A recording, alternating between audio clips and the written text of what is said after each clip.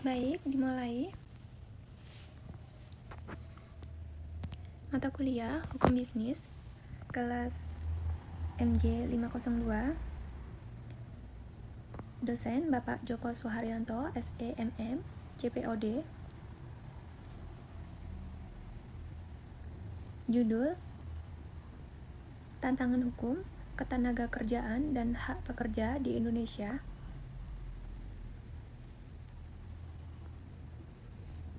Next, mengapa hukum penting? Menjaga ketertiban masyarakat, melindungi hak dan kewajiban individu, menjamin keadilan sosial. Next, memahami dasar-dasar dan pentingnya sistem hukum di Indonesia. UUD 1945 sebagai sumber hukum tertinggi, lalu undang-undang dan peraturan pemerintah, kebijakan daerah. Next, jenis-jenis hukum, kategori hukum di Indonesia. Hukum pidana mengatur tindak kriminal, hukum perdata mengatur hubungan antar individu, hukum administrasi mengatur hubungan antar individu dan negara. Next, yang pertama, penyelidikan dan penyidikan, lalu penuntutan, lalu persidangan, lalu putusan dan upaya hukum. Ini adalah tahapan proses hukum. Next, hak asasi manusia. Diawali dengan perlindungan hak asasi manusia, lalu landasan hukum perlindungan hak, lalu peran lembaga, negara, dan masyarakat sipil. Next,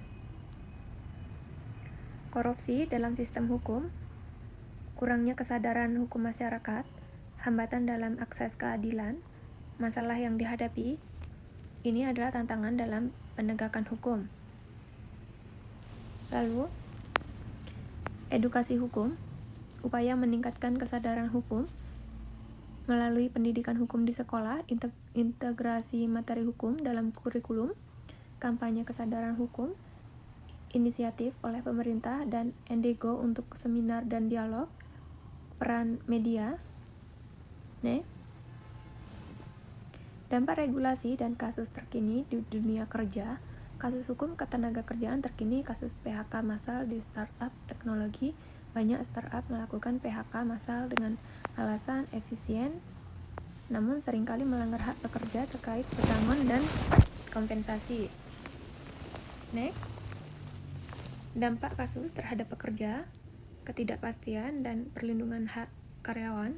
Banyak pekerja kehilangan pekerjaan tanpa kompensasi yang adil, menciptakan ketidakpastian ekonomi bagi mereka.